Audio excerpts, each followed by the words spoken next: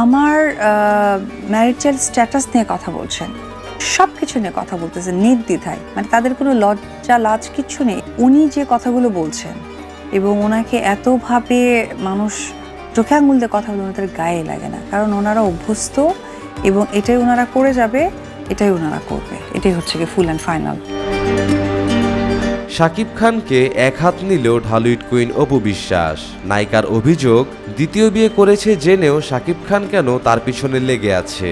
অপু জানায়, এখন কেন আমার পিছু পিছু ঘুরছো? এতদিন তো বুবলিকে মাথায় উঠিয়ে রেখেছিলা। আমি জানতাম এমন একটা সময় আসবে যখন আমি হাসবো আর তুমি কাঁদবে।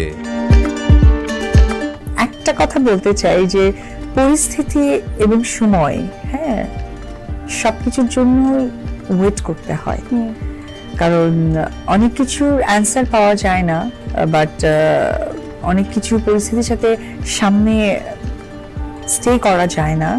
তার জন্য না একটা জিনিসের উপরে ছেড়ে দিতে, সেটা হচ্ছে সময়ের অপেক্ষা করতে হয়।